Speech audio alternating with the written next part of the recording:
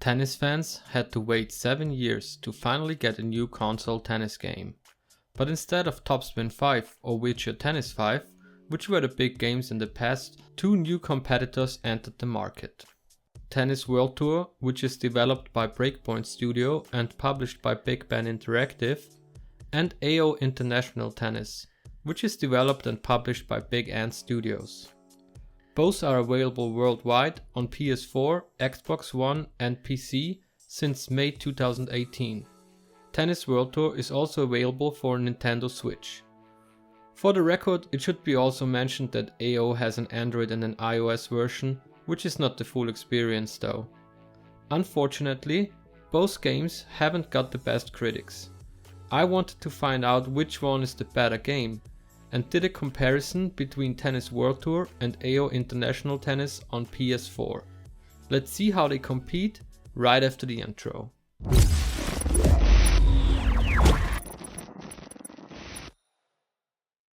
At the time I recorded the footage for this video in July 2018, Tennis World Tour was on version 1.04 and AO International Tennis was on version 1.35.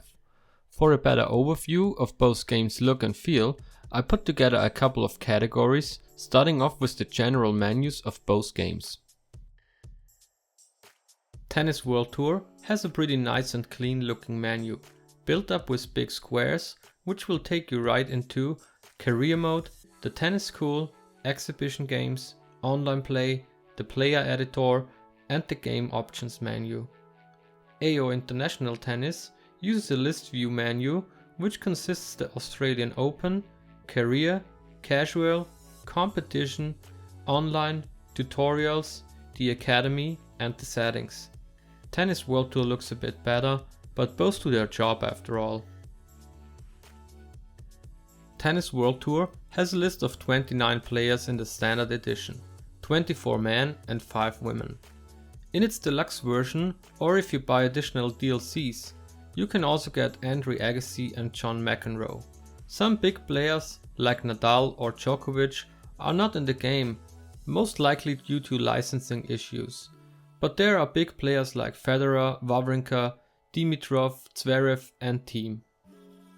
AO International Tennis has an even smaller list of licensed players, 20 in total, 8 men and 5 women, including Rafael Nadal, David Goffin or Angelique Kerber. AO's big advantage though is that you can download almost any big player or legend, which are created by the community, and many of them look absolutely amazing.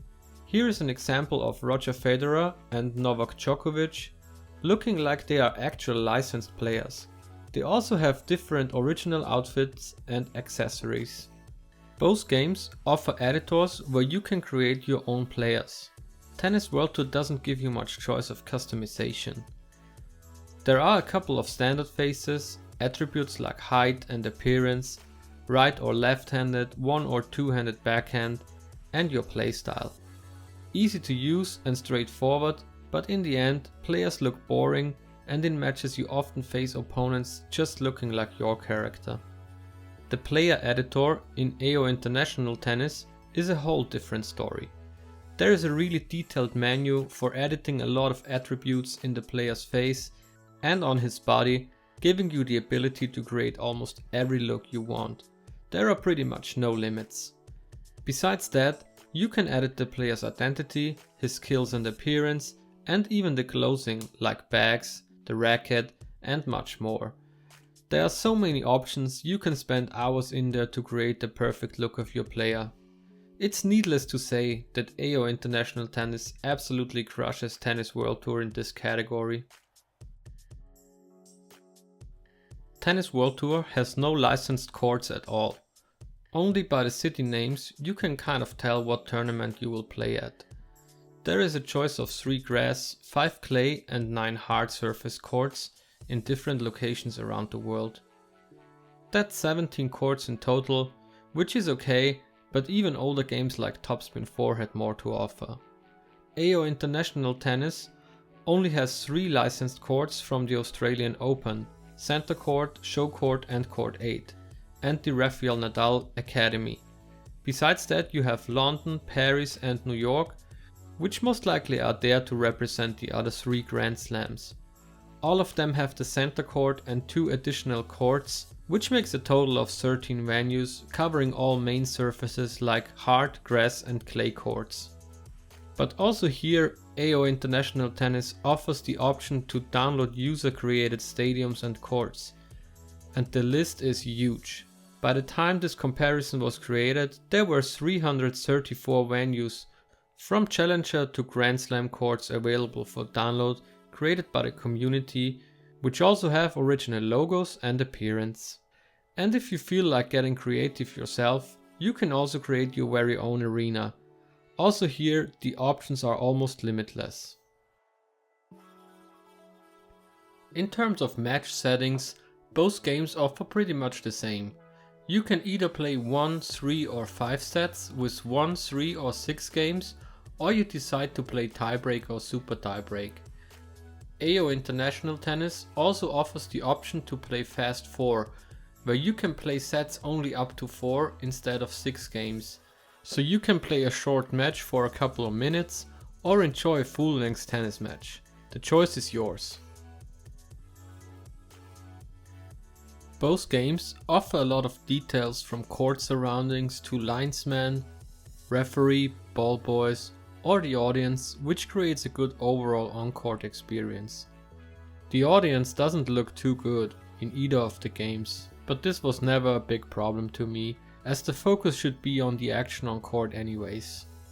Applause and reaction on nice shots or rallies from the crowd is also available in both games, but is not too spectacular and feels a bit random. Tennis World Tour offers John McEnroe as commentator, but he has only a couple of sentences to offer, which he uses over and over, and this gets pretty annoying after a while. Presentation wise, Tennis World Tour has not much to offer, besides some animations of the players between points. AO does a better job in this category. While there is no walk-on animation at all in Tennis World Tour, there is a player's walk-on in AO International, especially when you play the Australian Open. It's looking like an actual TV production. Tennis World Tour just starts right off with the serve, without any further presentation of the players. There's also a coin toss in AO, where you will eventually have the choice to decide if you want to serve or receive. Players will also sit on their bench in between points and sip on their bottles or pack their bags after the game. In career mode, you will also be rewarded with a trophy after winning tournaments, which is not the case in Tennis World Tour, where the game just simply ends like any other game.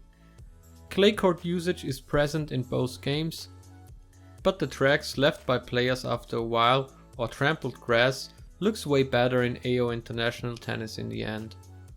Overall, the gameplay graphics look okay in both games, but if you compare it to other actual sport games, they could probably do a better job. Ball boys and cameramen, for example, are just there for decoration and don't move at all. At least the referees and linesmen show some movement here and there. Audience generally looks quite boring in both games, and in my opinion the player movement looks better and more realistic in AO International Tennis. In this category, I want to focus on the main game modes of both games, which are Exhibition or Casual, the Career mode, the Tennis School or Tutorials, and the Online mode, as those are the most important modes and available in both games.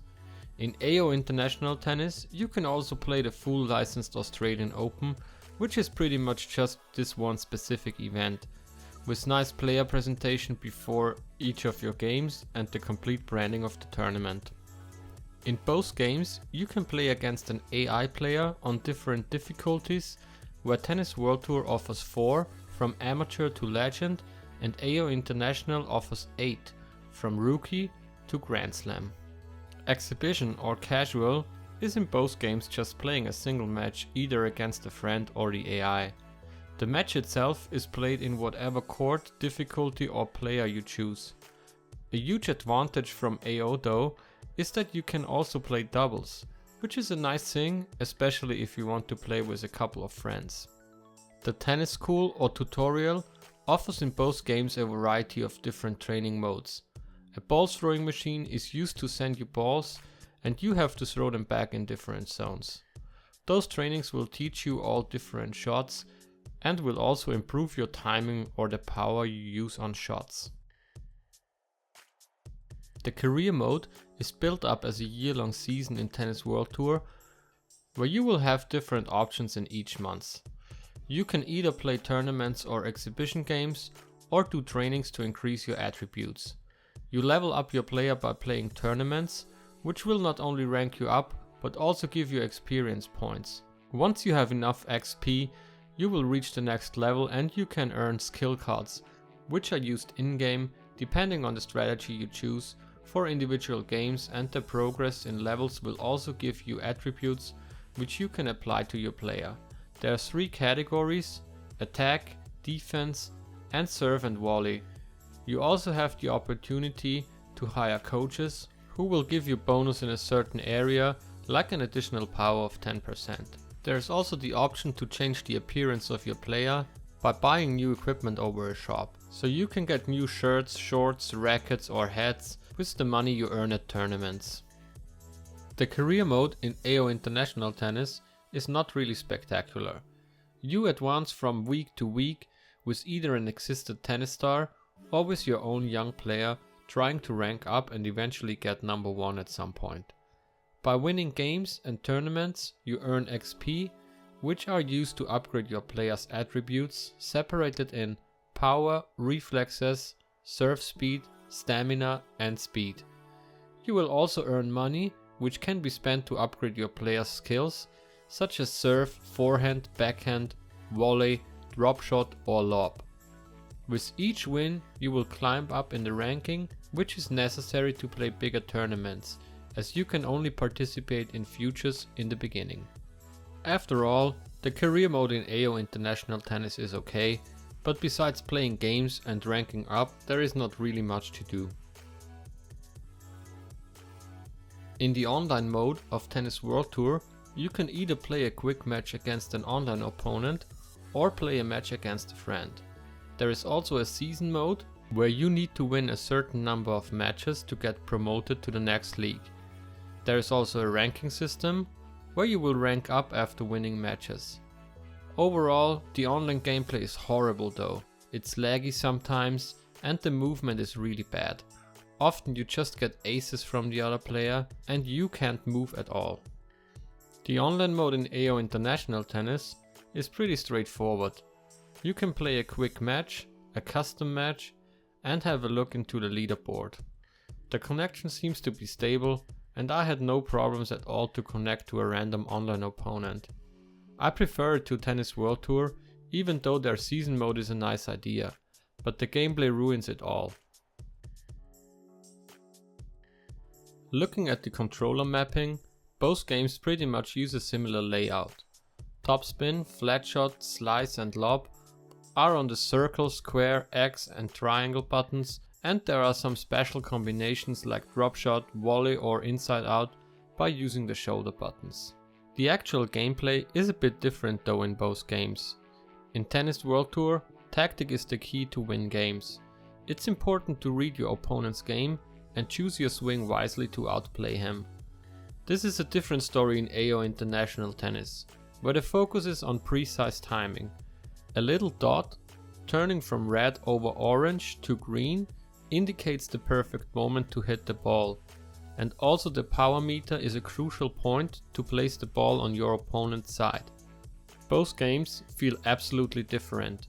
AO International Tennis has a way faster gameplay, and I personally like the fact that you don't have to use the sprint button like in Tennis World Tour, which can be pretty annoying after a while.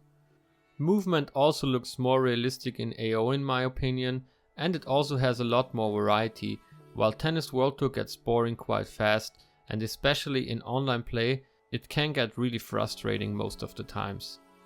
In Tennis World Tour it also seems like some opponents get each and every ball, and it often happened to me that I had rallies with more than 50 shots.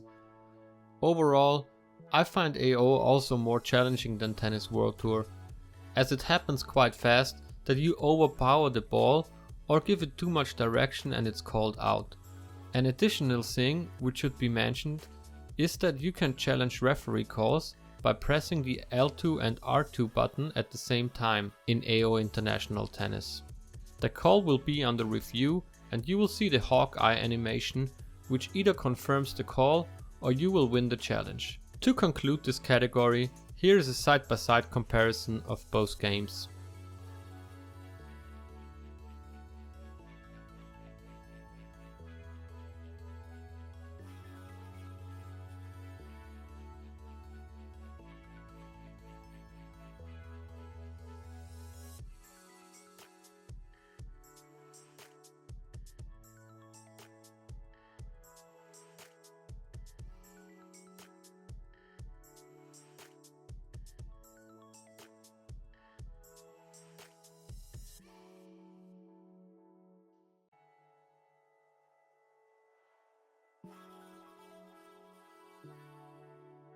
In the end, both games are not perfect and still need improvements.